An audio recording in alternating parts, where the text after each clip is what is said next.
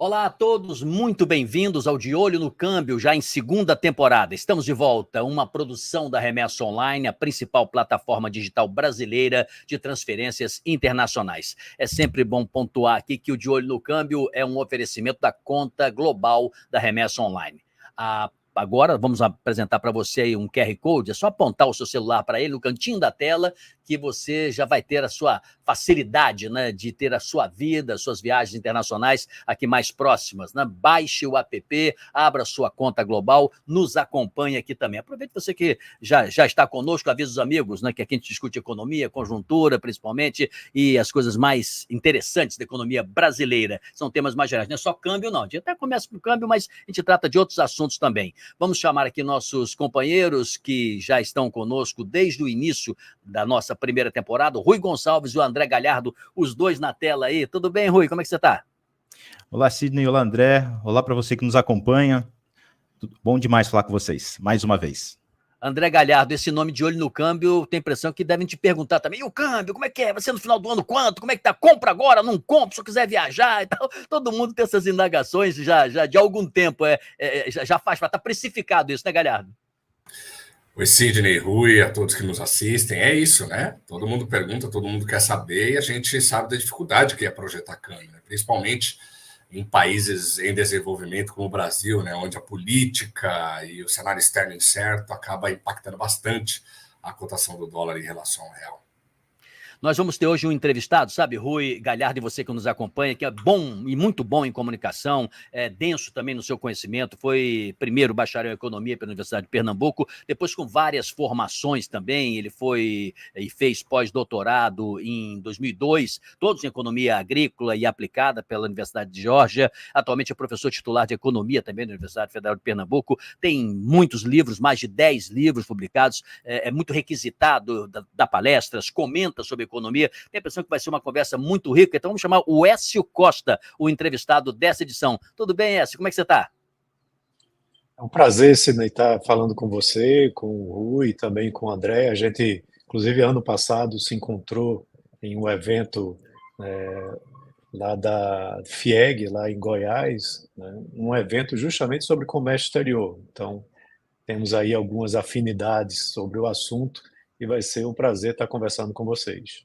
E você não tem ideia, a alegria nossa em receber pessoas inteligentes, você está incluído nesse hall, né? Porque os nossos entrevistados, eles são, quando nós pensamos em trazê-los, a gente não está com nenhuma peneira de ordem alguma, ou ideológica, ou isso, aquilo, outro. Normalmente a gente chama quem tem o que dizer sobre a economia brasileira e as ideias, muitas vezes até mais controvertidas, porque um pensa de uma maneira, outro pensa de outro. Isso é muito bem recebido por quem nos acompanha, sabe? Então é muito bacana. Então eu disse agora há pouco, Écio, que apesar do nome de olho no câmbio, a gente fala de câmbio, claro, mas a gente fala de outros assuntos, já você vai ver taxa de juros aqui, inflação, gestão, administração, futuro do Brasil na economia, mistura de política e economia, se der tempo, tudo isso a gente conversa. Por exemplo, agora, né, o dólar está acima de R$ 5, né? R$ 5,05, né? Eu não sei se você responde esse tipo de pergunta. E o dólar, o que vai acontecer? Mas a sua impressão qual é? Coloque aí o câmbio na nossa conversa para a gente começar nosso papo. Na verdade, você contextualizou bem, Sidney, porque o dólar, ele é, na realidade, o reflexo de muitas variáveis, né, que podem indicar para onde ele está indo. E inflação, juros são das principais variáveis que impactam nesse fator, né? Mas também tem outros, né? Você tem aí uma política fiscal que pode impactar, você tem o desempenho da balança comercial do país que também pode impactar. E para onde o dólar vai? Essa é a pergunta de US$ 1 milhão, né? É tão difícil quanto saber os números da Mega Sena. E é o tipo de pergunta que, em geral, deixa muito economista triste, né? Porque ele não tem uma resposta exata, né, para dizer a cotação do câmbio ao final do ano, muito menos para a semana seguinte, né? Porque, além de todos esses fatores que eu mencionei, aqui no país você ainda tem um fator muito importante, que é o fator político, né? O fator político ele termina exercendo um impacto significativo no dólar de curto prazo, né? Esse que tem muita volatilidade. A médio prazo, você pode ter aí algumas direções, de certa forma, definidas, né, para a cotação do dólar. A não ser quando você tem eventos fora da curva, como, por exemplo, a pandemia lá de 2020, que aí mudou e muito os termos de troca, mudou muito a geopolítica, e moedas de países em desenvolvimento terminaram sendo muito impactadas. Mas quando você olha, por exemplo, o Boletim Focus, né, que é divulgado semanalmente, eu estava até vendo o da semana passada, né, que mostrou o comportamento da economia para os próximos 3 anos, é o mesmo para o desse ano. Não há muita expectativa de mudanças, né, principalmente aí com o câmbio, com a Selic, né, e com o crescimento da economia também, se falando de um crescimento muito parecido para os próximos 3 anos. Isso é, de certa forma, até bom, né, porque a previsibilidade do câmbio termina ajudando muito quem precisa do câmbio, né, para exportar produtos e serviços ou para fazer importações. Né, você precisa ter um câmbio com uma flutuação, de certa forma, controlada. O que está impactando? Né? Você tem aí uma tendência de queda de juros aqui na economia brasileira, expectativa que feche a Selic aí em 9% ao final desse ano, mas é aquela história, né? Um olho na missa, outro olho no padre, olhando muito o que está acontecendo lá nos Estados Unidos. E o que está acontecendo lá nos Estados Unidos impacta porque você tem uns juros muito elevados, né, na economia americana,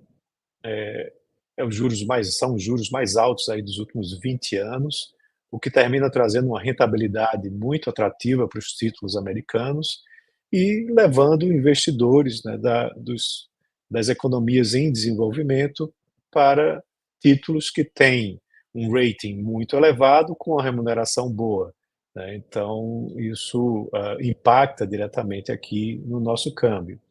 E os dados mais recentes da economia americana mostram que você tem um mercado ainda aquecido, né? Apesar de uma inflação com tendência de queda, ainda acima da inflação meta, né? Inflação alvo lá determinada pelo Fed, com o mercado de trabalho aquecido, com o crescimento da economia também aquecido, o que tem retardado cada vez mais a expectativa de queda dos juros da economia americana.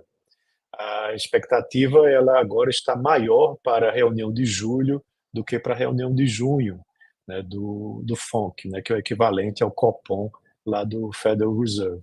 Então, esse é um fator que poderia ajudar para uma aceleração na queda da taxa de juros aqui da economia brasileira, e isso está sendo retardado. Então, isso termina impactando no câmbio, né, porque você termina tendo uma taxa caindo aqui no Brasil, com uma taxa sendo mantida lá fora, essa arbitragem, né, esse spread entre as taxas daqui e de lá terminam trazendo uma tensão, uma pressão sobre o câmbio, né, porque os investidores ficam de olho no título americano, que é mais atrativo do que o título brasileiro.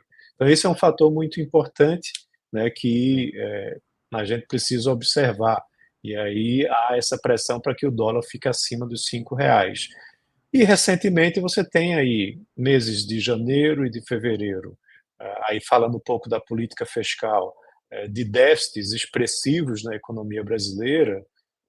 Há uma projeção, uma expectativa de déficit zero para esse ano, que não deve ser cumprida, apesar que há uma banda, né, você pode ter o arcabouço fiscal, ele tem uma banda como, da mesma forma que a meta de inflação, né, você pode ter um déficit, se não me engano, aí André pode até complementar, mas eu acho que é de 29 bilhões, é considerado como sendo ainda déficit zero, mas pelos números de janeiro e fevereiro, acho que a gente vai passar aí bem desse déficit zero. Aí isso traz um componente muito preocupante, porque déficit alto, a economia desacelerando, vai gerar mais inflação, o que retarda o processo de queda da taxa de juros, e que pode também impactar no câmbio. Né? Veja que isso isso já é um outro fator que traz aí uma expectativa sobre o câmbio. Não, te agradecemos muito você contextualizar e vamos fatiar esses temas, porque parece que tinha um espião aqui dentro da cozinha De Olho no Câmbio, porque alguns sistemas a gente queria aprofundar e vamos aprofundar, inclusive juros americanos, inflação e tudo mais. Mas uma pergunta do Rui Gonçalves para abrir os trabalhos. Vamos lá, Rui.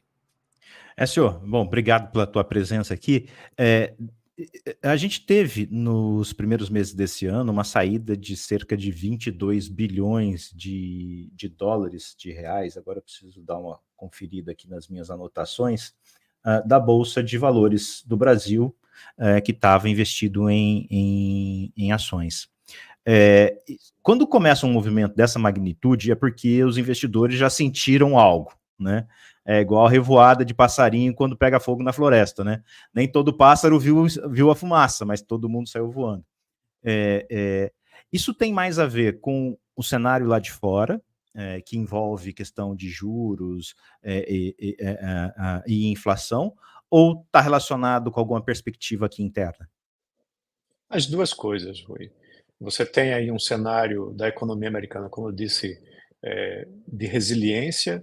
Então, os grandes players lá, como eles chamam, Fab 4, Fab 5, né? As grandes empresas de tecnologia estão crescendo, estão atraindo mais investidores. Tem os títulos que não estão com as taxas caindo, como eu já mencionei. E aqui dentro, quando você vai olhar o Ibovespa, por exemplo, quais são os grandes players do Ibovespa? Você está falando de Petrobras, você está falando de Vale, você está falando de empresas que ou são privatizadas, como a Vale, né, ou são ainda de domínio estatal, mas que em ambos os casos há uma tentativa de interferência do governo, né, ou em formação de conselho, ou na determinação do CEO, ou na escolha da política de preços, no caso dos combustíveis, e isso tem afugentado, né, os investidores internacionais. E quem está dizendo isso não sou eu, tá? Quem está dizendo isso é Goldman Sachs, são agências e bancos, né, que avaliam os mercados internacionais e que estão fazendo recomendações de não investir, né, ou tomar muito cuidado ao investir em empresas como essas. Como são grandes representantes do mercado acionário brasileiro, se você for olhar a composição do Ibovespa, essas duas empresas têm o maior peso. Então, isso impacta no preço dessas ações, o que impacta no índice do próprio Ibovespa, e se o índice não está performando bem, os investidores terminam saindo, né, procurando mercados mais rentáveis, né, que tenham aí risco no mesmo nível que a economia brasileira, ou seja, outros emergentes, mas com uma rentabilidade maior. Ou, né, estão indo lá para o mercado acionário americano, onde várias máximas, né, de preços, os all-time highs, né, de ações desses players que eu mencionei, estão sendo renovados e eles têm obtido um ganho maior. Então, como eu disse, é um pouquinho de cada um, né, de tanto o cenário americano indo na direção que eu mencionei, como o cenário brasileiro indo nessa outra direção. Galhardo, vamos lá, vamos para a sua pergunta inaugural aí. Vamos, é um prazer estar contigo novamente. Eu queria entender de ti o seguinte: a gente teve, eu concordo que é um desafio e tanto, né, para o ministro da Fazenda, o governo, conseguir fazer o déficit zero. A gente viu em janeiro o maior resultado primário positivo da história, muito impulsionado pela Receita, e em fevereiro um crescimento real de receita muito forte, 18%, se eu não estiver enganado. Estou falando das contas do Tesouro em particular, né? O déficit foi influenciado, sobretudo, não totalmente, mas sobretudo pela decisão de antecipar o pagamento de 30 bilhões em precatórios. Bom, fiscal, embora eu reconheça a dificuldade de fazer um resultado primário zero, ou muito perto disso, a minha projeção atual é de 22 bilhões de déficit, é bastante otimista, diga-se de passagem. A gente tem um cenário no Brasil que ele não é tão ruim quanto parece. O que tá, você já falou, eu entendi a sua resposta, tem vários fatores que influenciam a cotação da moeda americana aqui no Brasil. O que tem deixado a moeda americana confortável acima dos R$ 5? Na sua opinião, está pesando mais essa leitura de que o Fed não vai cortar os juros tão cedo, ou mais está pesando mais nesse momento o cenário doméstico? Então, antes de ir nessa questão do câmbio, eu concordo com o que você falou na questão dos precatórios. Isso há uma autorização, né, para fazer esses pagamentos pelo próprio STF. Porém, no frigir dos ovos, quando a gente vai olhar, é déficit do mesmo jeito, né?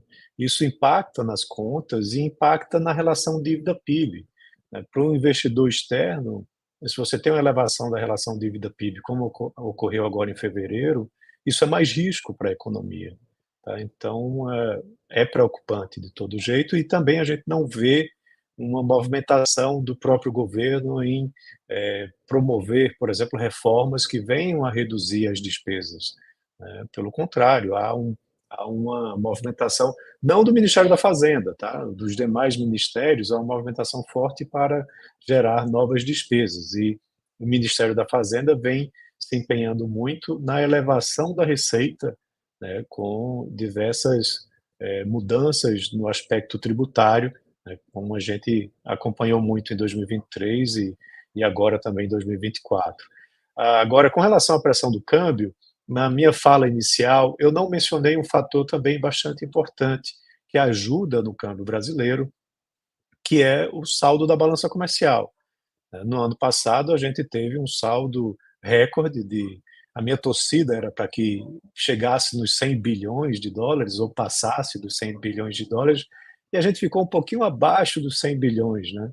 Então, isso ajuda muito, porque aquela coisa básica, você exporta mais que importa, existe aí uma sobra de dólares.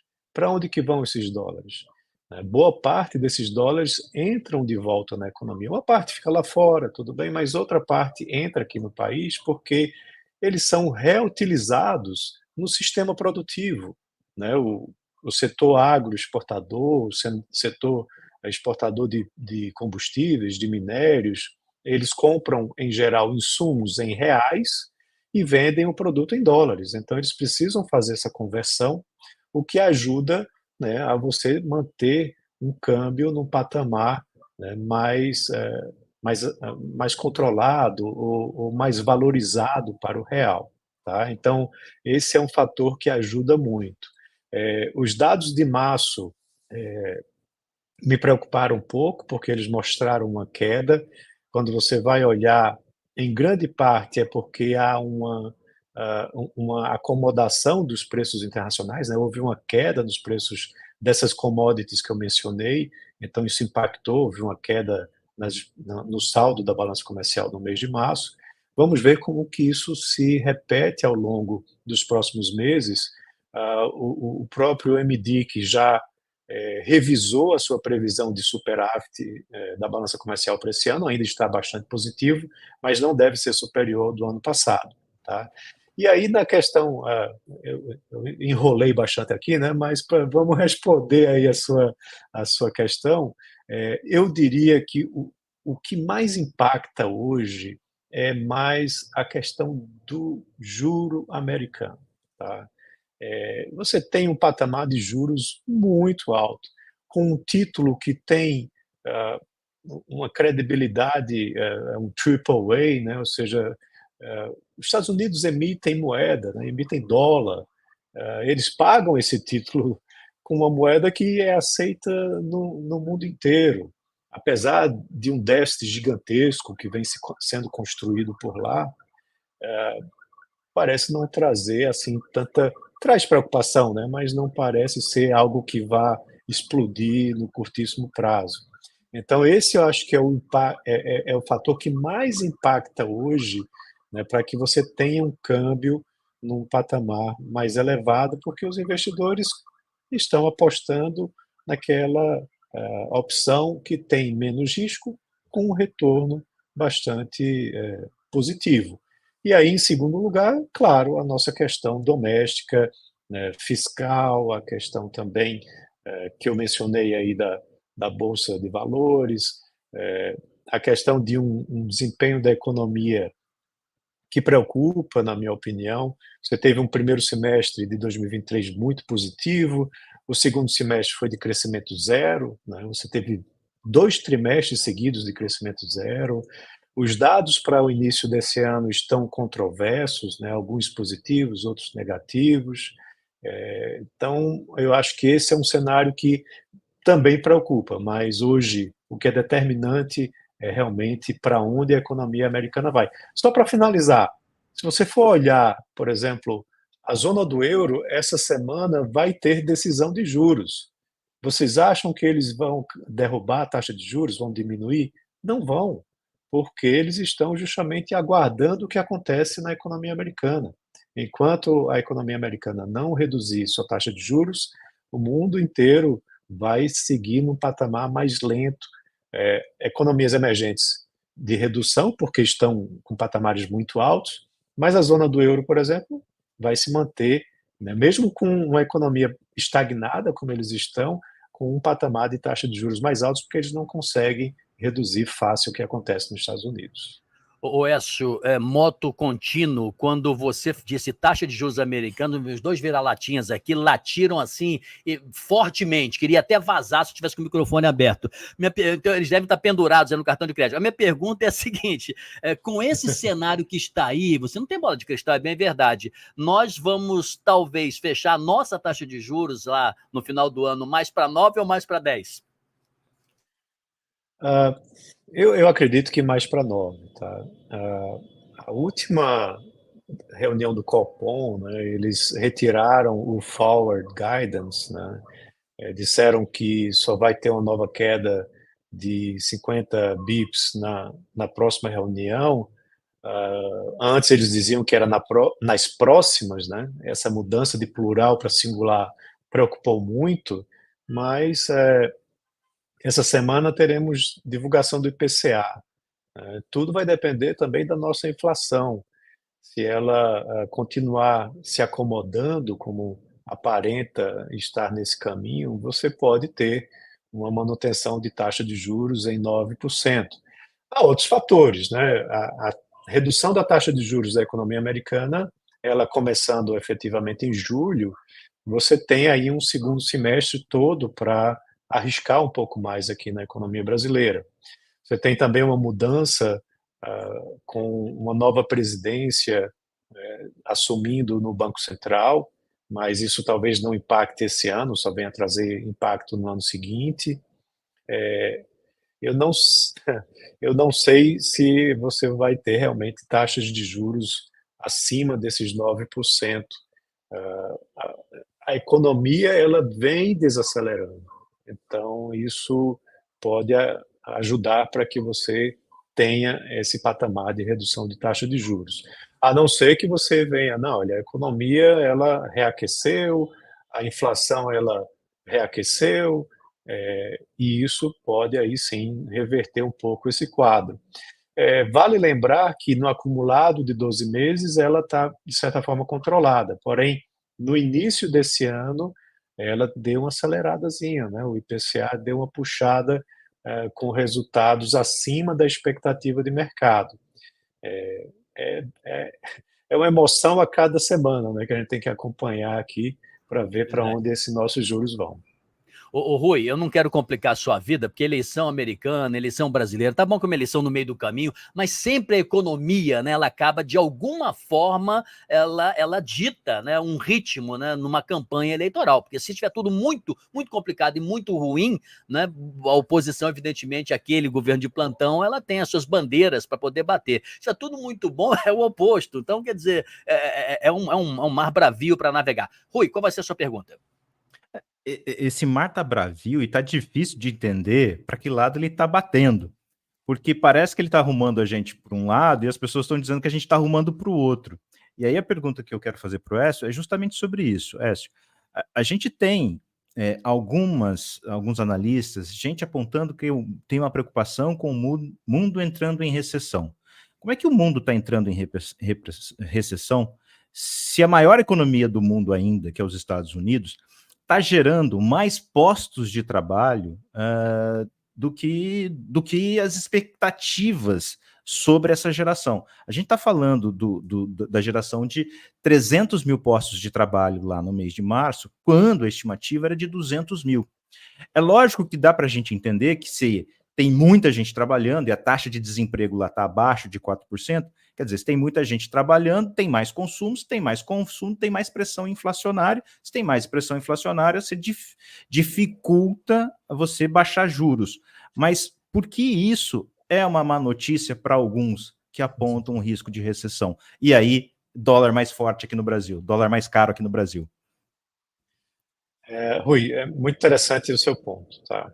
Primeiro, quando a gente fala de mundo, a gente tem que olhar aí para duas grandes economias, né, a americana e a chinesa, e tem que olhar para, quando sai desses dois, olhar para blocos, né, e olhar, de repente, para a Índia, né? A Índia cresce a ritmo chinês, né? Então, isso vai perdurar aí por alguns anos devido a reformas estruturadoras que eles fizeram lá no passado. Isso vem repercutindo positivamente agora. A China passa por um momento de crise, por assim dizer, né, com um crescimento abaixo do que crescia antes, por conta do mercado imobiliário, com um repensar, né, da sua atividade econômica, e aí você vê queda do preço de diversas commodities por conta do que está acontecendo na China. China crescer 3%, 4% é crise. Pois é.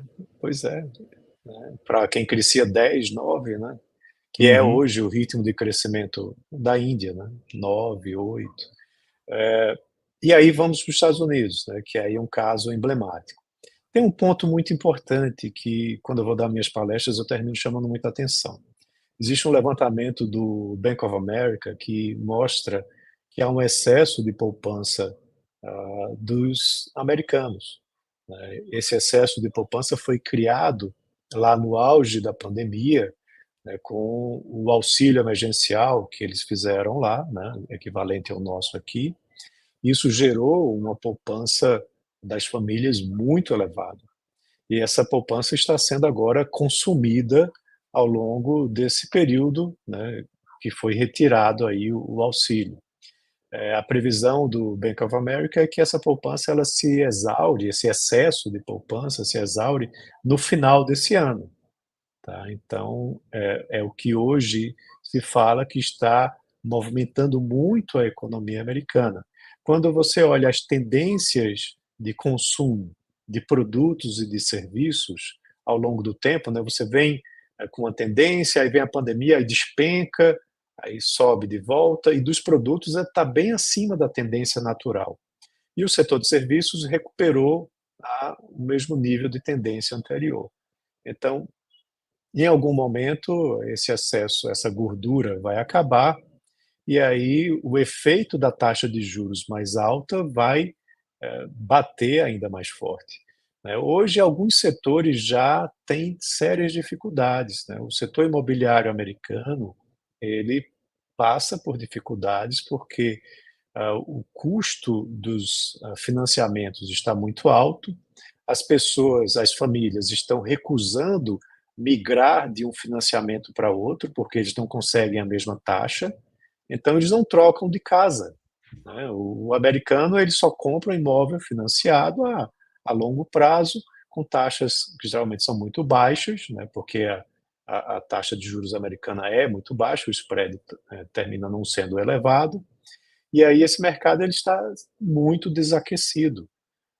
Na questão do cartão de crédito, né, que Sidney até estava comentando, o americano ele é muito endividado via cartão de crédito, e a taxa de juros do cartão de crédito ela disparou, e a inadimplência também disparou, né, do cartão de crédito lá dos americanos. Então veja que já há efeitos importantes na economia americana desses juros muito elevados, né? E isso, em algum momento, vai chegar, né? Aí é aquela questão, é um soft landing, né? Mas a gente tem que ver o prazo disso realmente estar acontecendo na economia. Esses juros mais altos, em algum momento, vão realmente desacelerar a economia americana, e aí você vai ter um impacto na economia global, né, porque é uma economia altamente conectada, né, com o resto do mundo, da mesma forma que a economia chinesa também é conectada. Só que para a gente aqui, às vezes impacta mais olhar para a economia chinesa do que para a economia americana, porque nós somos grandes fornecedores de commodities, né, para o processo produtivo chinês, e a economia chinesa desacelerando, você vê que há um impacto aí já na nossa balança comercial, que pode ser também introduzido aqui numa desaceleração da economia brasileira. Não sei se eu te respondi, Rui, mas achei que era um contexto importante que a gente precisava analisar. Tá respondido, Rui? Tá respondido, Rui? Tá ótimo. Ô, Galhardo, se continuar assim, vamos ter que mudar o nome para de olho no câmbio, para de olho para os juros, né? De olho nos juros, porque foi a palavra mais repetida aqui, né, até esse momento. Não sei se você vai continuar nesse tema, fique à vontade, mas faça a pergunta, Galhardo. É que uma coisa acaba levando a outra, né? E tá tudo certo. Não, aqui eu fiquei curioso com um fato aqui importante. O Écio citou a revisão do MDIC, né? 20% de diminuição no volume, né, de saldo comercial, para 73,5, 73 bilhões e 500, o que seria, não seria nada mal, como o próprio Écio já comentou, né, ainda seria muito alto, seria um segundo, em termos nominais, o segundo maior resultado de toda a série histórica disponível. Boa parte dessa queda do saldo comercial está ligada ao preço das commodities agrícolas, né, que não reage, porque a gente passou por El Niño, mas teve uma quebra de safra importante em soja, principalmente, que é o nosso principal produto agrícola para exportação, mas a safra na Argentina não foi prejudicada, pelo contrário, nos Estados Unidos a colheita também aparentemente tem sido muito boa, então uma coisa acabou sustentando a outra, e os preços de soja, milho e outras commodities agrícolas importantes ficou estagnada num patamar relativamente baixo. Agora, o que tem sido dito muito pouco é o papel da Argentina neste cenário. A Argentina é o terceiro principal parceiro comercial do Brasil, e as exportações para lá despencaram naturalmente. Eles não têm dólar, a economia tem crescido menos, e o próprio Milei já disse que a economia vai crescer pouco ou nada, ou vai cair, na verdade, porque as reformas são reformas contracionistas.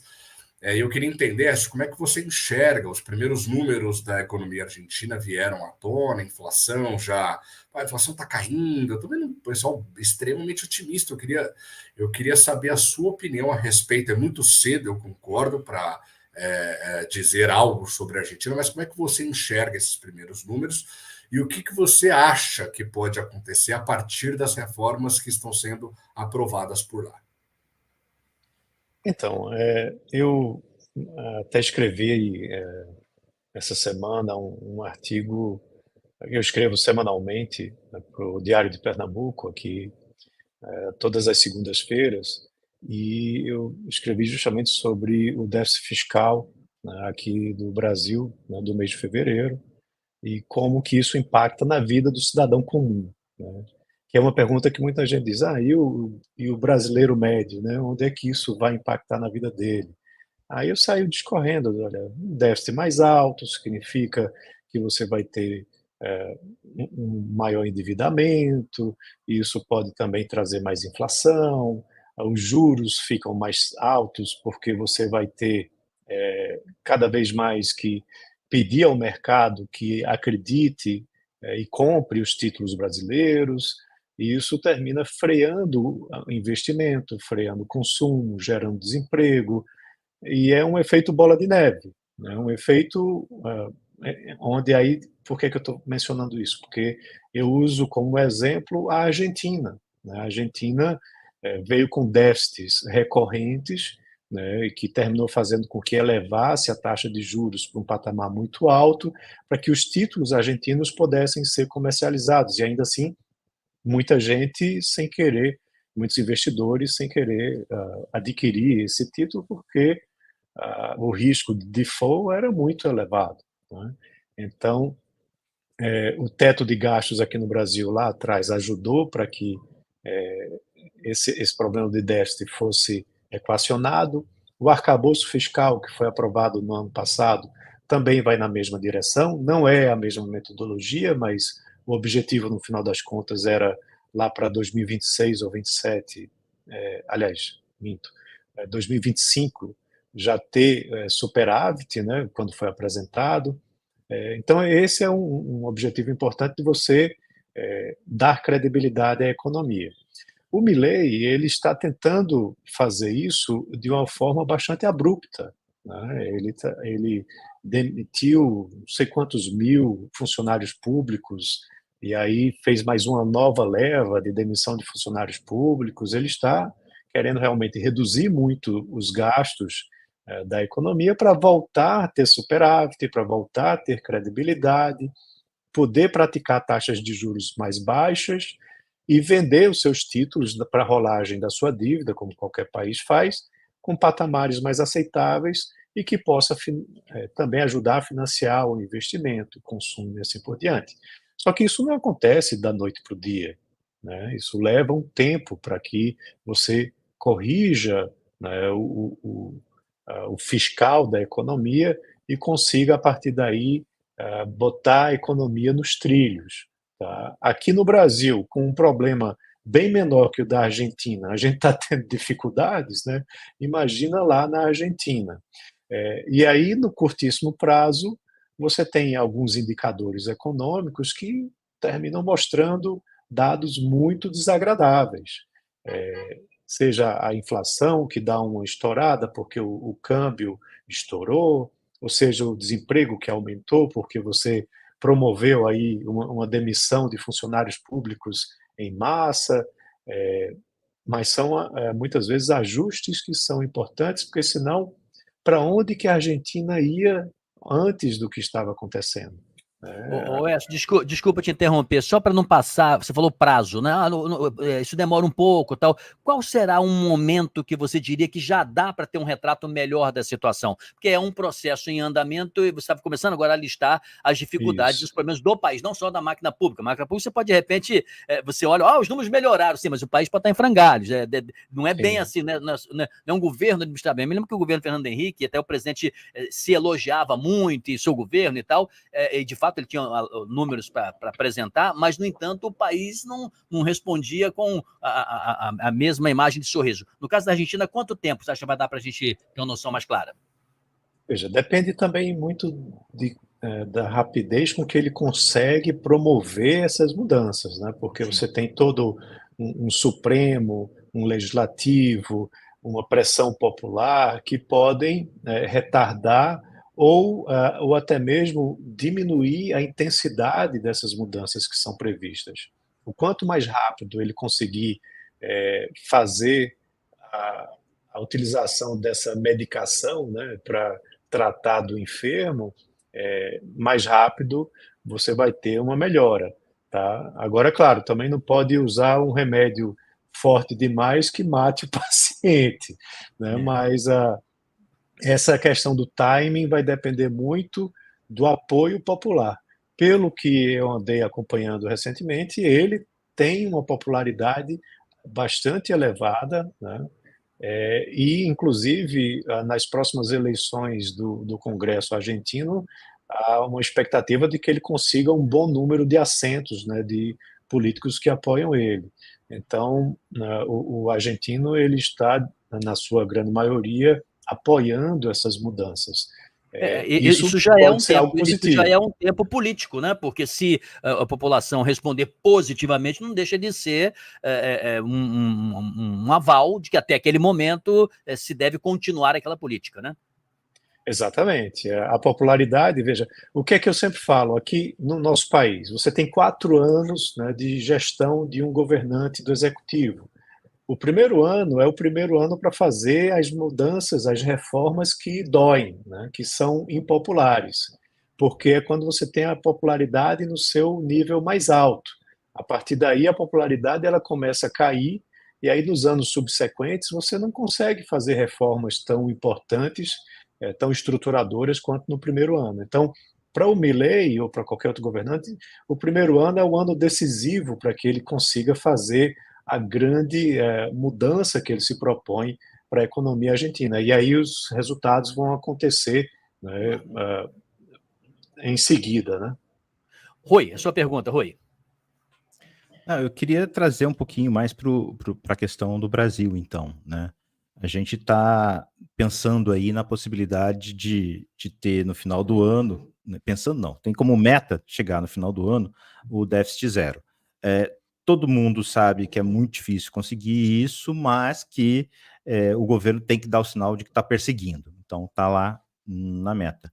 A gente teve aí a Petrobras segurando aí os dividendos extraordinários. E por que eles são extraordinários? Porque são dividendos extra, não estavam previstos, né? E aí a Petrobras tem condição de poder não distribuí-lo. A gente está numa situação em que você gera uma crise, né, por reter esse dividendo, você pode usar esse dividendo, direcionar de outra forma, e a Petrobras precisa retomar investimentos para se tornar efetivamente uma empresa de energia e não uma empresa de petróleo, porque esse é o futuro.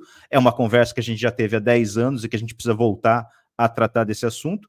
Por outro lado, o governo é o maior acionista e esses dividendos ajudariam muito a gente chegar mais perto desse déficit zero.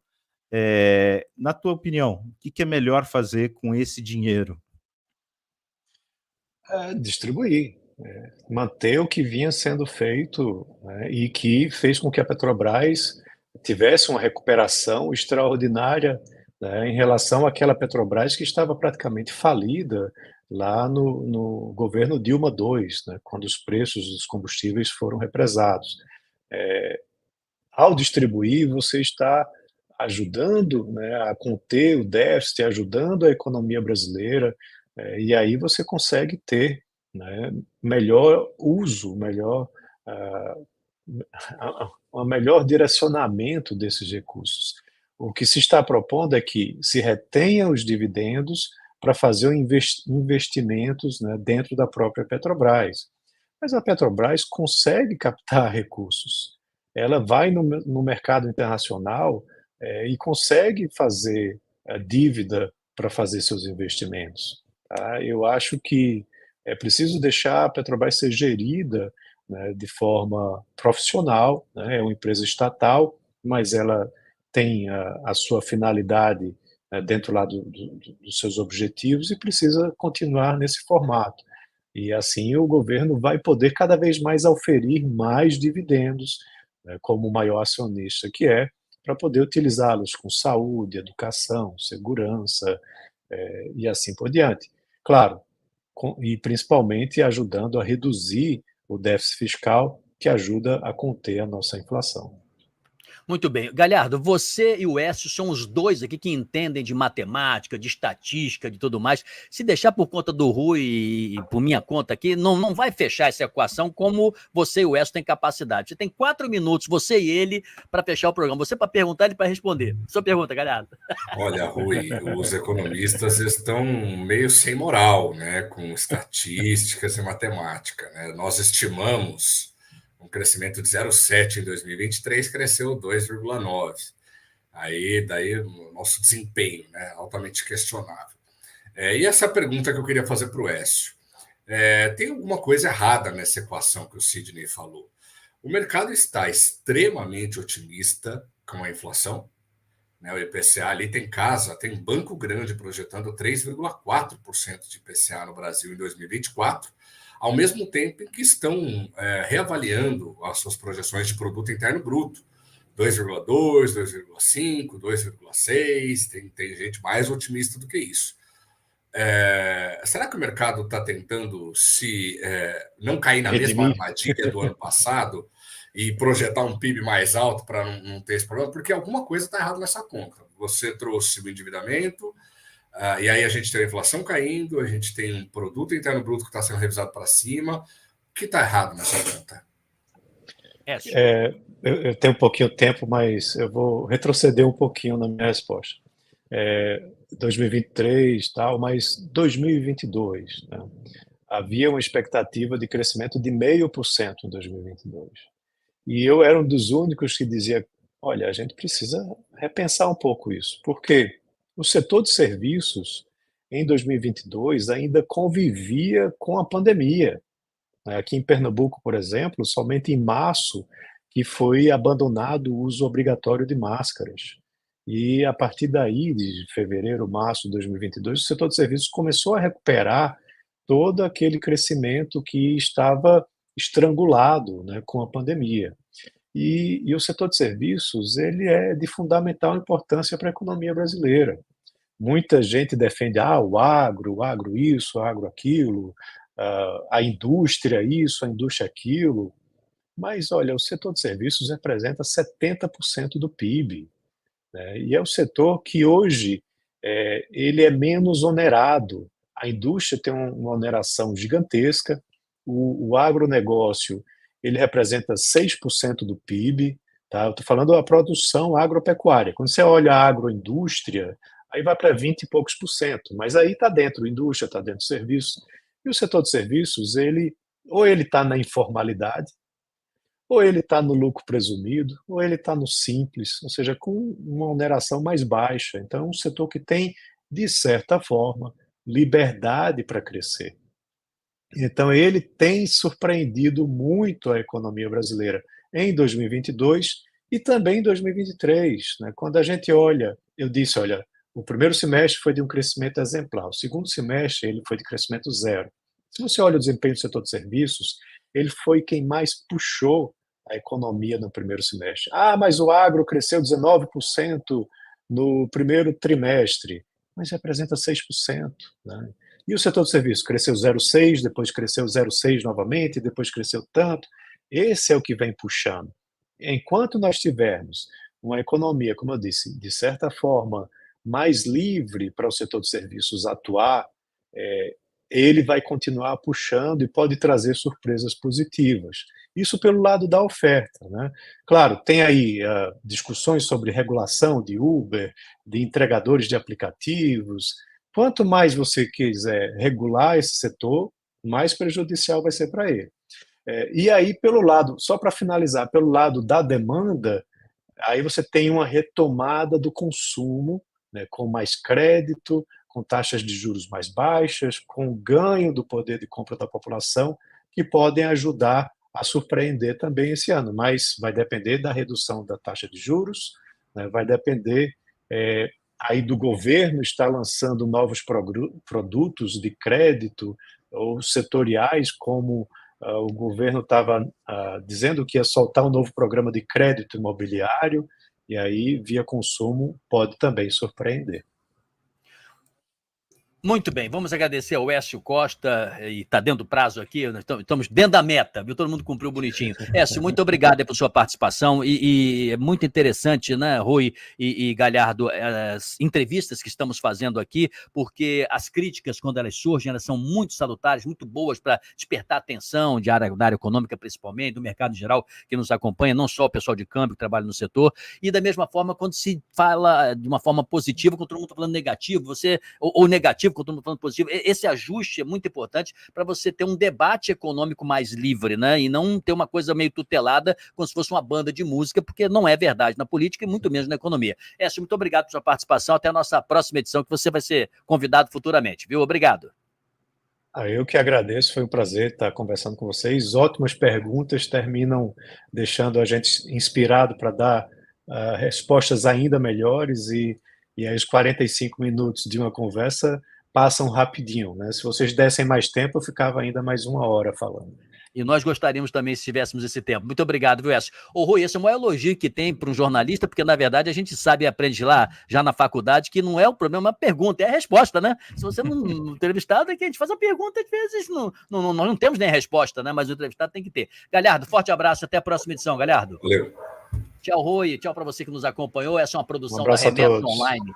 Obrigado, Écio, que é a principal plataforma digital brasileira, transferências internacionais. O De Olho no Câmbio, que terminou agora, essa edição com o Écio, é um oferecimento da conta global da remessa online. Tá vendo aí o QR Code? Faz o seguinte, canto da tela, né? Para facilitar a sua vida, aponte lá o celular e agora nas suas viagens internacionais inclua, né? E baixe o app também, abra sua conta, nos acompanhe em todas as plataformas, Spotify e tudo mais. E até a próxima edição, gente. Tchau, tchau. Até logo.